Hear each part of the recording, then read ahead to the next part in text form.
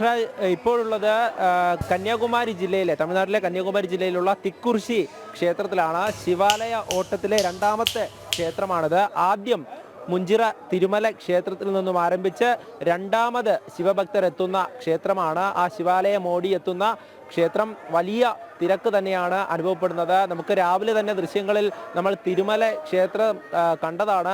അവിടെ എത്തുന്ന ഓരോ ശിവഭക്തരും അങ്ങനെ ഗോവിന്ദ ഗോപാല മന്ത്രം ഉരുവിട്ടുകൊണ്ട് അങ്ങനെ ദർശനം നടത്തി അടുത്ത ക്ഷേത്രത്തിലേക്ക് എത്തിയിരിക്കുകയാണ്. നമുക്ക് ദൃശ്യങ്ങളിൽ കാണാൻ സാധിക്കും ഓരോരുത്തരും അങ്ങനെ ആ ദർശനത്തിനായുള്ള കാത്തുനിൽപ്പിലാണ്. ഈ തിരക്കുള്ളത് കൊണ്ട് തന്നെ അത് കൃത്യമായും നിയന്ത്രിച്ചുകൊണ്ട് തന്നെയാണ് ഓരോ സ്ഥലങ്ങളിലേക്കും ഈ ദർശനം അങ്ങനെ നടത്തി പോകുന്നത്. ഇവിടെ നിന്നും അടുത്ത തൃപ്പരപ്പ് ക്ഷേത്രത്തിലേക്കാണ് പോകുന്നത്. നമുക്ക് ഈ ക്ഷേത്രത്തിന് മുൻവശത്തുള്ള നന്ദികേശനെ കാണാൻ സാധിക്കും. അതായത് മുൻ വർഷങ്ങളിൽ നന്ദികേശൻ ഇവിടെ ഇല്ലായിരുന്നു എന്നുള്ളതാണ്. എന്നാൽ 3 വർഷമായി ഇപ്പോൾ നന്ദികേശൻ ഇവിടെ ഉണ്ട്. എന്തായാലും ഓരോരുത്തരും അങ്ങനെ ഇവിടേക്ക് എത്തുന്നുണ്ട്. ഇതിൽ തന്നെ ശൈവ വൈഷ്ണവ ബന്ധം ഉറപ്പിക്കുന്നതാണ് ഈ ശിവാലയ ഓട്ടം എന്ന് പറയുന്ന ഈ ഒരു ആചാരം. അതിൽ തന്നെ ഒട്ടേറെ പ്രത്യേകതകളുണ്ട്. അതായത് മഹാഭാരതവുമായി ഈ ഒരു ആചാരത്തിന് ബന്ധമുണ്ട് എന്നുള്ളതാണ്. അതൊക്കെ തന്നെ നമുക്ക് രാവിലെ മുതൽ തന്നെ ഓരോ ഭക്തരും ഇവിടേക്ക് എത്തുമ്പോൾ അവരൊക്കെ ആ ഗോവിന്ദ ഗോപാല മന്ത്രം അങ്ങനെ ഉരുവിടുന്നത് നമുക്ക് കാണാൻ സാധിക്കും. എന്തായാലും ഈ മഹാഭാരതവുമായി ബന്ധപ്പെട്ടിട്ടുള്ള കുരുക്ഷേത്ര യുദ്ധം കഴിഞ്ഞ് പാണ്ഡവർ രാജസൂയ യാഗം നടത്തിയപ്പോൾ മഹാമുനിമാരെയൊക്കെ അതിലേക്ക് ക്ഷണിച്ചിരുന്നു. അതോടൊപ്പം തന്നെ വ്യാഘ്രപാദ മുനിയെയും യജ്ഞത്തിന് ക്ഷണിക്കാനായി പോയത് അന്ന് ഭീമസേനനായിരുന്നു. ആ യാത്രയിൽ ശ്രീകൃഷ്ണൻ ഭീമസേനെ കണ്ട് 12 രുദ്രാക്ഷങ്ങൾ ഏൽപ്പിച്ചിട്ടുണ്ടായിരുന്നു. താമ്രവർണി നദിക്കരയിൽ തപസ്സനുഷ്ഠിച്ചിരുന്ന വ്യാഘ്രപാദ മുനിയുടെ അടുക്കലെത്തിയ ഭീമൻ അദ്ദേഹത്തെ തപസ്സിൽ നിന്ന് ഉണർത്തുവാനായി ഗോവിന്ദ ഗോപാല എന്ന് വിളിച്ചു. ആ വിഷ്ണുനാമം കേട്ട് കോപിച്ച ശൈവഭക്തനായിട്ടുള്ള മുനി തപസ്സിൽ നിന്ന് ഉണരുന്നു. തൻ്റെ തപഭംഗം വരുത്തിയ ഭീമന്റെ പുറകെ ഓടിച്ചെല്ലുകയായിരുന്നു. ഭീമൻ ഓടുന്നതിനിടയിൽ കൈവശമുള്ള രുദ്രാക്ഷത്തിലൊന്ന് ഒരു സ്ഥലത്ത് നിക്ഷേപിക്കുന്നു. ആ രുദ്രാക്ഷം അവിടെ ഒരു ശിവലിംഗമായി മാറുന്നു. അങ്ങനെ ശിവലിംഗം കണ്ട് മുനിയുടെ ക്രോധം ശമിക്കുന്നു. അങ്ങനെ തന്നെ മുനി അവിടെ കുളിച്ച് ശുദ്ധനായ ശേഷം അവിടെ പൂജ ചെയ്തു.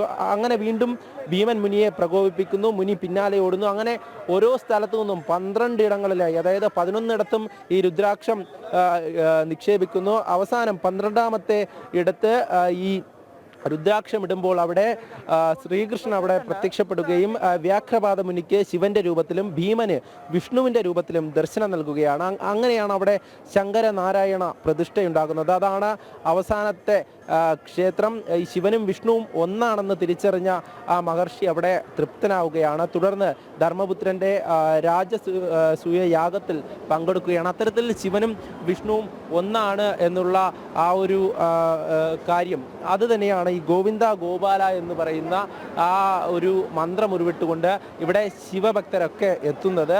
അവരൊക്കെ തന്നെ ശിവനെയും അതേസമയം വിഷ്ണുവിനെയും ഒരേ സമയം അങ്ങനെ വിളിച്ചുകൊണ്ടാണ് ഇവിടേക്ക് ഈ ഒരു ശിവാലയ ഓട്ടത്തിന് എത്തുന്നത്. എന്തായാലും ഇവിടെയൊക്കെ നമുക്ക് കാണാൻ സാധിക്കും ഇതൊക്കെ നിയന്ത്രിക്കുന്ന ആളുകളാണ് ഇവിടെയുണ്ട്. ഈ ഒരു തിരക്ക് കഴിഞ്ഞ വർഷത്തെക്കാളും കൂടുതലാണോ ഇത്തവണ? കൂടുതൽ തന്നെ. നേരത്തെ നന്ദികേശൻ ഇല്ലായിരുന്നു. എന്നാൽ കുറച്ച് വർഷമായല്ലേ വെച്ചിട്ട്? അതെ, 3 കൊല്ലമായി. 4 കൊല്ലത്തിന്റെ അടുത്തായി. എങ്ങനെയുണ്ട് ഓരോ വർഷത്തെയും ഓരോ ശിവാലയത്തിന്റെ അനുഭവം? ഉണ്ട്, നല്ല മുന്നോട്ടമുണ്ട്. നല്ല ഏറെ നിൽക്കുകയാണ്. നല്ല അതോടൊപ്പം തമിഴர்களும் തിരുനെൽവേലി, ചെന്നൈ നിറയെ ഇടത്തിലുണ്ട് വരണമെന്നുണ്ട്. അതെ, എന്തായാലും അങ്ങനെ ഓരോരുത്തരും എത്തുകയാണ്. എത്ര വർഷമായി ഈ ശിവാലയത്തിന്റെ ഭാഗമാകാൻ തുടങ്ങിയിട്ട്? നമുക്ക് കൂടുതൽ വേഷം അറിഞ്ഞൂടാ. അത് ഒരു 50 വർഷത്തിന് മുകളിൽ നടന്നിട്ടിരിക്കുന്നതാണ്. ചേട്ടാ എത്ര വർഷമായി ഇവിടെ? നമ്മളിപ്പോൾ ഒരു 4 വർഷം കൊണ്ട് തന്നെ ഫീൽഡിലിരിക്കുന്നത്. അപ്പോൾ അതൊക്കെ തിരക്ക് നിയന്ത്രിക്കാൻ ആളുകളുണ്ട്. അതോടൊപ്പം തന്നെ എത്തുന്ന ഭക്തജനങ്ങളെ നമുക്ക് കാണാൻ സാധിക്കും. കുട്ടികളുണ്ട്, അതോടൊപ്പം മുതിർന്നവരുണ്ട്. അവരൊക്കെ തന്നെ കാവ്യ വസ്ത്രധാരികളായി നഗ്നപാതരായി ശിവനെയും അതോടൊപ്പം വിഷ്ണുവിനെയും സ്തുതിച്ചുകൊണ്ട് ഇവിടേക്ക് എത്തിക്കൊണ്ടേയിരിക്കുകയാണ്. ഇത് കഴിഞ്ഞ് അടുത്തിനി തൃപ്പരപ്പ് ക്ഷേത്രമാണ്. അത് കഴിഞ്ഞ തിരുനന്ദിക്കരയുണ്ട്. അങ്ങനെ ഓരോ ക്ഷേത്രം, അങ്ങനെ 12 ക്ഷേത്രമാണ്. അതായത് 12 ക്ഷേത്രങ്ങളിലും പോകുന്നുണ്ടോ? തീർച്ചയായും ആദ്യത്തെ ക്ഷേത്രം കഴിഞ്ഞപ്പോൾ രണ്ടാമത്തെ ക്ഷേത്രത്തിലേക്ക് എത്തിയിരിക്കുന്നു. ഇനി അടുത്ത തൃപ്പരപ്പിലോട്ടാണ് യാത്ര.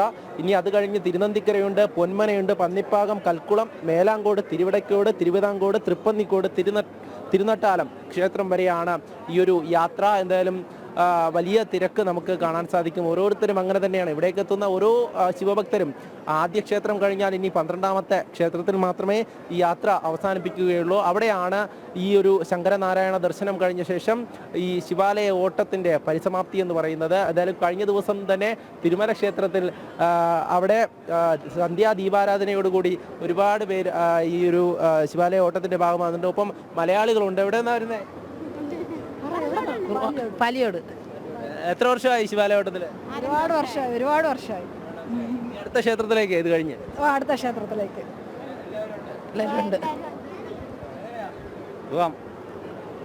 എല്ലാവരും അങ്ങനെ ക്ഷേത്രത്തിലേക്ക് എത്തുകയാണ്. ഇവരൊക്കെ നാട്ടുകാരാണ്, എൻ്റെ നാട്ടിൽ നിന്നും കൂടെ വന്നിട്ടുള്ള ആളുകളാണ്.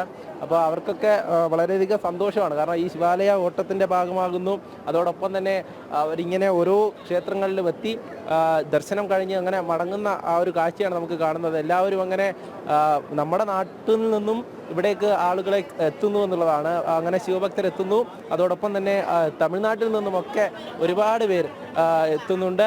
അവരൊക്കെ തന്നെ കാലങ്ങളായി ആചരിച്ചു വരുന്ന അല്ലെങ്കിൽ ഈ ഒരു ശിവാലയം ഓടി വന്നിരുന്ന ഒരു കാഴ്ച നമുക്ക് കാണാൻ സാധിക്കും. അവർ വരുമ്പോൾ അവരുടെ കയ്യിലൊരു വീശറി ഉണ്ടാകും. അതോടൊപ്പം തന്നെ കയ്യിലൊരു ഭസ്മം അത് പൊതിഞ്ഞും അതോടൊപ്പം തന്നെ പണം, ഈ ചെലവിനുള്ള പണവും പൊതിഞ്ഞ് കൊണ്ടുവരും.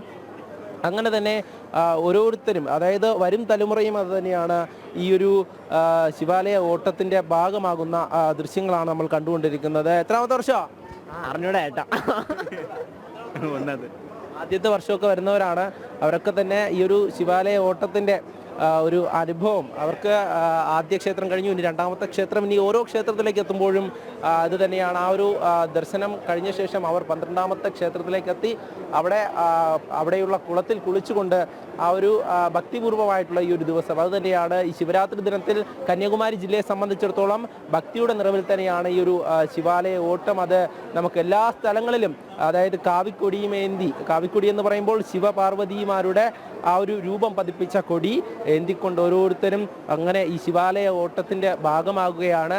എന്തായാലും തമിഴ്നാട്ടിലാണെങ്കിൽ പോലും മലയാളികളാണ് ഇന്ന് കൂടുതലായും എത്തുന്നത് നമുക്ക് കാണാൻ സാധിക്കും. അതോടൊപ്പം തന്നെ ഓരോരുത്തരും അങ്ങനെ കാലങ്ങളായി ഇതിൻ്റെ ഭാഗമാകുന്നു എന്നുള്ളത് അവരൊക്കെ തന്നെ വ്യക്തമാക്കിയിരുന്നു. എന്തായാലും എല്ലാവരും വളരെയധികം സന്തോഷത്തിലാണ്. ഈ ഒരു അതാണ് വർഷങ്ങളായിട്ട് ഇങ്ങനെ ശിവാലയോട്ടത്തിന്റെ ഭാഗമാകുന്നവരുണ്ട്. മനോജ് നേരത്തെ ചോദിച്ച ഒരാൾ തന്നെ നമ്മളോട് പറഞ്ഞത് 50 വർഷത്തിലധികമായി ഈ ശിവാലയോട്ടത്തിൽ പങ്കെടുക്കാൻ തുടങ്ങിയത്. ഓരോരുത്തർക്കും ഓരോ അനുഭവങ്ങളാണ് ശിവഭഗവാനിൽ നിന്നുള്ളത്. അതുകൊണ്ടാണ് ഇത്രയും വർഷം കഴിഞ്ഞിട്ടും അത് തുടർന്നുകൊണ്ടേ പോകുന്നത്. പിന്നെ ഇപ്പോൾ ഒരു കാര്യമുണ്ട്, ഈ പാരമ്പര്യ ഓട്ടക്കാർക്ക് പുറമെ വാഹനങ്ങൾ, ക്ഷേത്രങ്ങൾ സന്ദർശിക്കുന്നവരുടെ എണ്ണവും കൂടി വരുന്നുണ്ട്. പുതുതലമുറയും ഇതിലേക്ക് എത്തുന്നു എന്ന് പറയുന്നത് വലിയൊരു സന്തോഷം നിറഞ്ഞ കാര്യം തന്നെയല്ലേ?